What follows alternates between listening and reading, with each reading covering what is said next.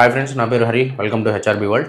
ఇప్పుడున్న ఈ టెక్ వరల్డ్లో రీసెంట్ టైమ్స్లో మీరు ఎలాంటి ల్యాప్టాప్ తీసుకోవాలి, ఇప్పుడున్న కరెంట్ స్పెసిఫికేషన్ వరల్డ్లో ఎలాంటి స్పెసిఫికేషన్స్ని చూస్ చేసుకోవాలి అని చెప్పి కన్ఫ్యూజ్ అవుతున్నారా? సో అయితే ఈ వీడియో మీకోసమే. ఈ వీడియోలో నేను డిఫరెంట్ పర్పసెస్, మనకి ఎలాంటి సినారియోస్లో ల్యాప్టాప్స్ని యూస్ చేస్తాం ఆ డిఫరెంట్ పర్పసెస్ని చెప్తాను. అలానే ల్యాప్టాప్లో ఉన్న డిఫరెంట్ స్పెసిఫికేషన్ని ఎలాబరేట్ చేసేదానికి ట్రై చేస్తాను. ల్యాప్టాప్స్ యొక్క డిఫరెంట్ యూసేజ్ ప్రాబిలిటీస్ని కూడా ఎక్స్ప్లెయిన్ చేస్తాను. దాన్ని బట్టి మీరు ఎలాంటి ల్యాప్టాప్ని చూస్ చేసుకోవాలా, మీ పర్పస్ ఏంటి, ఇవన్నీ ఒక క్లారిటీ వస్తుందని చెప్పి అనుకుంటున్నాను. So stay tune till end of the video. దీంట్లో మెయిన్ పాయింట్ మనం ఫోకస్ చేయాల్సింది పర్పస్ అండ్ యూసేజ్. దీనిలో డిఫరెంట్ టైప్స్ ఉన్నాయి. అవేమంటే నేను బేసిక్ టాస్క్ రిలేటెడ్ యూస్ చేస్తాను. అంటే జస్ట్ బ్రౌజింగ్, ఏదన్నా ఒక బేసిక్ డాక్యుమెంట్ ఎడిటింగ్ పర్పస్ కానీ, లేకపోతే యూట్యూబ్ వీడియోస్ చూడడం కానీ, మూవీ వాచ్ చేయడం కానీ, ఇలా బేసిక్ పర్పస్ కింద చూసుకునేది కంటే ఇది బేసిక్ టాస్క్ కేటగిరీ ల్యాప్టాప్ కింద వస్తుంది. రెండో కేటగిరీ ఏమంటే gaming related.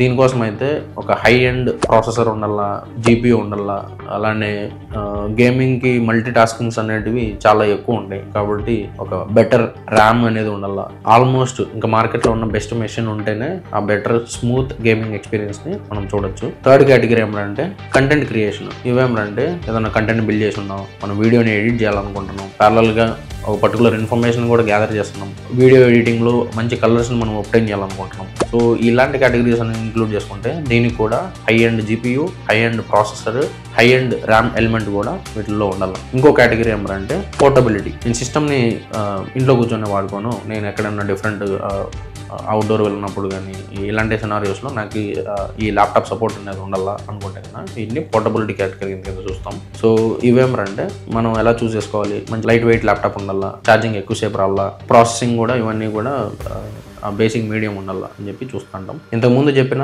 Purpose and usage కేటగిరీస్ని base చేసుకొని మనం ఈ మార్కెట్లో ఉన్న కొన్ని కీ స్పెసిఫికేషన్స్ రిలేటెడ్ డీటెయిల్స్ కూడా మాట్లాడుకుందాం. ఫస్ట్ ఇది వచ్చి ప్రాసెసర్, కంట్రోల్ ప్రాసెసింగ్ యూనిట్ అంటాం. దీన్ని మనం ఎలా చూస్ చేసుకోవాలి? ఇప్పుడు నేను బేసిక్ టాస్క్ ఓరియంటెడ్ అనుకుంటే కన్నా మినిమం ఇంటెల్ కోర్ i5 ప్రాసెసర్ని కానీ, లేకపోతే AMD Ryzen 5 ప్రాసెసర్ని కానీ పిక్ చేసుకోవాలా. ఇవేమరంటే అంటే ఇంకా లోయెస్ట్ i3 లేకపోతే AMD Ryzen 3 కూడా ఉన్నాయి. కాకపోతే రాబోయే అప్లికేషన్ సైజెస్ కానీ, వాటి యూటిలైజేషన్ కానీ చాలా ఎక్కువ ఉండబోతుంది. సో మనం బేసిక్ ఓరియంటెడ్ అయిన మీడియం ప్రాసెసర్ని మన చేతుల్లో పెట్టుకోవడం చాలా బెటర్. లేదు మనం హై పర్ఫార్మెన్స్ రిలేటెడ్ అంటే గేమింగ్ కానీ, వీడియో ఎడిటింగ్ కానీ ఇలాంటి కేటగిరీస్ అయితే కదా better go with Intel core i9 processor కానీ, AMD Ryzen 9 ప్రాసెసర్ కానీ చూస్ చేసుకోవడం బెటర్ ఆప్షన్. Next RAM. దీన్ని ఎలా చూస్ చేసుకోవాలి? మనం బేసిక్ టాస్క్ ఓరియంటెడ్ ఏదైనా ఒక సింగిల్ అప్లికేషన్ లేకపోతే 2-3 అప్లికేషన్ మాత్రమే ప్యారలల్ యూస్ చేస్తున్నాను అనుకుంటే కన్నా 8 GB ఆఫ్ ర్యామ్ అనేది సఫిషియెంట్గా సరిపోతుంది. అలా కాదు, నేను గేమ్స్ ఆడతా, వీడియో ఎడిటింగ్ ప్యారలల్ చేస్తా, అలానే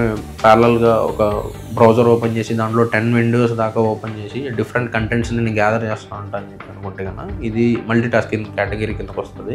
మనం అప్లికేషన్ యూటిలైజేషన్ అనేది ప్యారలల్గా ఎన్ని వాడుతున్నాం అనే కన్సిడరేషన్ బేస్ చేసుకొని మనం ఈ ర్యామ్ సైజ్ అనేది మనం చెక్ చేసుకోవాలా. సో మీరు కనుక హై ఎండ్ ప్రాసెసర్తో వర్క్ చేయాలనుకుంటున్నారు, అలానే ప్యారలల్ మల్టీ టాస్కింగ్స్ అనేటివి చాలా చేస్తున్నారు, ఇలాంటి కేటగిరీ అయితే కన్నా better go with 16 GB RAM కానీ 32 GB ర్యామ్ కానీ తీసుకోవడం బెటర్ ఆప్షన్. Next storage. దీంట్లో మనం 2 కేటగిరీస్ బాగా వింటూ ఉంటాం, SSD కానీ HDD అని చెప్పి. సో HDD ఏమరా అంటే హార్డ్ డిస్క్ డ్రైవ్ మీద ఇది కొంచెం old type of storage element hard disk base మీద రన్ అవుతుంటుంది. దీంట్లో రైట్ స్పీడ్ కానీ రీడ్ స్పీడ్ కానీ చాలా లో ఉంటాయి. రైట్ స్పీడ్, రీడ్ స్పీడ్ అంటే ఇప్పుడు ఏదైనా మనం వీడియో పెన్ డ్రైవ్ నుంచి హార్డ్ డిస్క్లే కాపీ చేస్తూ ఉంటాం, లేకపోతే హార్డ్ డిస్క్ నుంచి పెన్ డ్రైవ్లే కాపీ చేస్తూ ఉంటాం. ఈ ట్రాన్స్ఫర్ రేట్ ఉంటుంది కదా, చాలా పూర్ ఉంటుంది, బిలో 50 Mbps అలా లో ఉంటుంది. అలా కాకుండా SSD ఏమంటే ఇది మన దగ్గర ఉన్న memory card, digital memory card కానీ, లేకపోతే బెస్ట్ ఎగ్జాంపుల్ వచ్చి మన దగ్గర ఉన్న డిజిటల్ మెమరీ కార్డ్ లాంటిది. దీంట్లో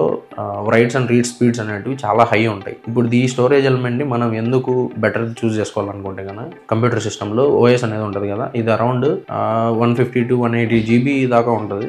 సో మనం ఆపరేటింగ్ సిస్టంలో ఏదన్నా ఒక ఫంక్షన్ని మనం హ్యాండిల్ చేస్తాము అంటే బ్రౌజర్ ఓపెన్ చేస్తున్నాం, లేకపోతే ఎడిటింగ్ సాఫ్ట్వేర్ని రన్ చేస్తున్నాం, ఇలాంటి కేటగిరీస్ ఉంటాయి కదా. ఇవేమంటే మనం ఇచ్చే ప్రతి ఇన్స్ట్రక్షన్కి రైట్స్ అండ్ రీడ్స్ అనేటివి చాలా హై స్పీడ్ని ఎక్స్పెక్ట్ చేస్తుంటుంది. అలాంటప్పుడే మనకి సిస్టమ్ కూడా ఫాస్ట్గా రియాక్ట్ అవుతుంది. అలా అలా కాదు నేను హెచ్డిడిలో హై స్పీడ్ రావాలనుకోండి నాకు కష్టం. అంటే ఈ ప్రాసెస్ అనేటివి ఏమంటాం, మనం ఇచ్చే కమాండ్స్ని ఒకదాని తర్వాత ఒకటి ఎగ్జిక్యూట్ చేసేదానికి ట్రై చేస్తుంటాయి. సో ఫస్ట్ కమాండ్ మనం ఏదైతే ఇచ్చామో అది ఎగ్జిక్యూషన్ టైం అనేది ఎక్కువ తీసుకుంటుంది అనుకోండి, నెక్స్ట్ ఇచ్చే కమాండ్స్ అన్ని క్యూలో ఉండిపోయి మెషిన్ స్టక్ అయిపోయే ఛాన్సెస్ ఉంటాయి. సో ఇప్పుడున్న కరెంట్ మార్కెట్ డిమాండ్ బేస్ చేసుకొని చూస్తే మనం బెటర్ గో విత్ SSD. లేదు మనకి 2 ఆప్షన్స్ కావాలని చెప్పి అనుకుంటే కన్నా మినిమం OS కోసం అని చెప్పి 256GB SSD కానీ 512GB SSD కానీ మనం పిక్ చేసుకోవడం బెటర్.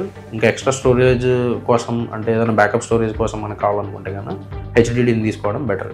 SSD ఎందుకు ప్రిఫర్ చేస్తామంటే స్పీడ్ కోసం, కాస్ట్ కూడా హై ఉంటుంది కానీ ఆ స్మూత్ ట్రాన్సిషన్ సిస్టమ్ బర్డన్ అనేది చాలా తగ్గిపోద్ది. సో దాన్ని బట్టి మీరు SSDని పిక్ చేసుకోవడం చాలా బెటర్. ఓకే, దీనిలో అడిషనల్ కేటగిరీ వచ్చి GPU అని ఉంటుంది. ఇది గ్రాఫిక్ ప్రాసెసింగ్ యూనిట్. సో మనం ఇన్ కేసు ఈ video editing gaming related high కలర్స్ని మనం ఒమిట్ చేసుకొని యూస్ చేసుకోవాలనుకుంటే కన్నా కలర్ థీమ్లో ఎలాంటి డీవియేషన్ కానీ ప్రాసెసర్ స్టకింగ్ పాయింట్స్ కానీ ఉండకుండా ఉండాలనుకుంటే కన్నా మనం హై అండ్ GPUస్కి పోవాలన్నా దీనిలో 2 కేటగిరీస్ ఉన్నాయి, NVIDIA and AMD. NVIDIAలో RTX and GTX Quadro GPU అని చెప్పి అది కూడా ఉంది. అలానే AMDలో 2 కేటగిరీస్ ఉన్నాయి, Radeon RX series, Radeon Pro series అని చెప్పి. సో వీటిల్లో ఏదో బెస్ట్ GPU అని పిక్ చేసుకుంటే గేమింగ్ లేదా వీడియో ఎడిటింగ్ రిలేటెడ్ టాస్క్లు అనేటివి స్మూత్ ట్రాన్సిషన్ అవుతూ ఉంటాయి. నెక్స్ట్ కేటగిరీ ఏమన్నా అంటే డిస్ప్లే. సో డిస్ప్లేలో మనకి డిఫరెంట్ కేటగిరీస్ ఉన్నాయి. ల్యాప్టాప్స్లో మేజర్గా మనం చూసేది 13 ఇంచ్, 14 ఇంచ్, 15, 17 ఇంచ్ ఈ కేటగిరీస్ చూస్తుంటాం. సో మనం పోర్టబుల్ కేటగిరీ అంటే పోర్టబుల్ యూసేజ్ కేటగిరీ అయితే కన్నా డిస్ప్లే సైజ్ చిన్నగా ఉండి మన బ్యాక్ ప్యాక్లో సఫిషియెంట్ ఫిట్టింగ్ వెయిట్లెస్ ఉండే కేటగిరీగా మనం చూడాలి. High and processor productivity related చూసేది కంటే కన్నా బిగ్గర్ డిస్ప్లేస్కి పోవాలి మనం, 15 కానీ 17 ఇంచ్ కానీ ప్రిఫరబుల్. అలానే డిస్ప్లేలో రెజల్యూషన్ అనేది మనం బేసిక్ యూటిలిటీ అయితే ఫుల్ HD డిస్ప్లే 1080p కేటగిరీని మనం ప్రిఫర్ చేయొచ్చు. అలా కాకుండా high and high performance related అయితే కన్నా 4K రెజల్యూషన్ పిక్ చేసుకోవడం బెటర్ ఆప్షన్. నెక్స్ట్ దీనిలో 2 టైప్స్ ఆఫ్ ప్యానల్ టైప్స్ కూడా ఉన్నాయి, IPS డిస్ప్లే ప్యానల్ లేకపోతే OLED డిస్ప్లే ప్యానల్ అని చెప్పి. IPS ఏమంటే క్లియర్ బెటర్ కలర్ యాక్యురసీ కోసం నేను ప్రిఫర్ చేస్తాము. OLED ఏమంటే బెటర్ కాంట్రాస్ట్ రిలేటెడ్ థీమ్స్ కోసం నేను యూస్ చేస్తాము. ఇంకో కేటగిరీ ఏమంటే బ్యాటరీ లైఫ్. సో పోర్టబుల్ సినారియోస్లో మనం బ్యాటరీ లైఫ్ని బెటర్గా చూస్ చేసుకోవాలా, అంటే 6+ అవర్స్ బ్యాటరీ లైఫ్ వచ్చేదిగా చూసుకోవాలా. అలానే ఛార్జింగ్ క్యాపబిలిటీస్ కూడా హై స్పీడ్ ఛార్జింగ్ క్యాపబిలిటీ ఉండే ఆప్షన్స్ చూసుకోవడం మంచి ఆప్షన్. లేదు హై పర్ఫార్మెన్స్ రిలేటెడ్ అయితే ఛార్జింగ్ మ్యాటరే కాదు, హై పర్ఫార్మెన్స్ డివైజెస్ ఆల్మోస్ట్ అంతా పవర్ సాకెట్ కనెక్ట్ అయ్యి ఉంటాయి. ఇంకో కేటగిరీ మనం అబ్జర్వ్ చేయాల్సింది బిల్డ్ డిజైన్, అంటే డివైస్ స్కెల్టన్ అనేది ఎంత హార్డ్ ఉంది, ఎలాంటి క్వాలిటీ ఉంది. ఒకవేళ చిన్న చిన్న మిస్టేక్స్ జరిగి లోవర్ హైట్స్లో పడ్డప్పుడు కానీ ప్రతి చిన్నదానికి డ్యామేజెస్ క్రియేట్ అవ్వకుండా ఉండే విధంగా మనం ప్రిఫర్ చేసుకోవాలి. దానికోసం అని చెప్పి అల్యూమినియం లేదా మెగ్నీషియం ఆల్లాయ్ ల్యాప్టాప్ బాడీస్ ఉన్న మెషిన్స్ని పిక్ చేసుకోవడం బెటర్. ఇంకో కేటగిరీ వచ్చి బడ్జెట్. ఇదేంటంటే మనకున్న అంటే మనం ఎంత అఫోర్డ్ చేయగలమో దాన్ని బేస్ చేసుకొని ఇంతకుముందు చెప్పిన కేటగిరీస్ అన్నింటినీ ఒకసారి బాగా అనలైజ్ చేసుకొని మీకు కావాల్సిన ల్యాప్టాప్ని పిక్ చేసుకోవాలి. ల్యాప్టాప్ని చూస్ చేసుకునేటప్పుడు అప్గ్రేడబిలిటీ ఆప్షన్స్ ఉన్నాయా లేదా అని చెప్పి చూసుకోవాలా. దీంట్లో మెయిన్లీ 2 అప్గ్రేడ్ ఆప్షన్స్ వస్తాయి, ర్యామ్ కానీ లేకపోతే ఈ స్టోరేజ్ ఎలిమెంట్ కానీ. ఈ ఆప్షన్స్ ఉన్న డివైస్ని తీసుకోవడం బెటర్ ఆప్షన్. ఇంకో మేజర్ పాయింట్ ఏమంటే బ్రాండ్ అండ్ సపోర్ట్ రిలేటెడ్ మనం క్రిటికల్గా చూసుకోవాల్సి ఉంటుంది. అంటే సపోజ్ డివైస్లో ఏదైనా చిన్న రిపేర్ వచ్చింది, దాన్ని మనం మన నియరెస్ట్ సర్వీస్ సెంటర్కి పోయి రిపేర్ చేసుకోవాలని చెప్పి ట్రై చేసుకుంటాం. అంటే ఆ బ్రాండ్ అనేది మేజర్ సిటీస్లో లేకపోతే మన నియరెస్ట్ సిటీలో సర్వీస్ సెంటర్స్, సర్వీస్ పాయింట్స్ అనేవి లేకపోతే కదా మనకు చాలా ఇబ్బంది అవుతుంది. మనం మళ్ళీ ఏదైనా రిపేర్కి లేకపోతే వారంటీ క్లెయిమ్ ప్రాసెస్ అని చెప్పి మనం చాలా ఎక్కువ దూరం ట్రావెల్ చేస్తూ ఉంటుంది. సో ఈ పాయింట్స్ కూడా కన్సిడర్ చేసుకొని ల్యాప్టాప్ని చూస్ చేసుకోవాలి. ఈ వీడియో యొక్క కంక్లూజన్ ఏమంటే ఒక మంచి ల్యాప్టాప్ను మనం తీసుకోవాలనుకుంటే మనకు ముందు ల్యాప్టాప్ యొక్క పర్పస్, అంటే మనకు ఎలాంటి నీడ్స్ ఉన్నాయని చెప్పి మనకు క్లారిటీగా తెలియాలి. దాని తర్వాతే మనం ఈ కీ స్పెసిఫికేషన్స్ అనేటివి క్లియర్గా అర్థం చేసుకొని మనకు కావాల్సిన నీడ్ని బేస్ చేసుకొని ఒక మంచి ల్యాప్టాప్ని చూస్ చేసుకోవాలి. Choose your laptop purpose first and then choose a better laptop for you. Laptop key స్పెసిఫికేషన్స్లో మీకు ఎలాంటి సందేహాలు ఉన్నా మీరు కమెంట్స్లో తెలుపగలరు, నేను దానికి రెస్పాండ్ అయ్యేదానికి ట్రై చేస్తాను.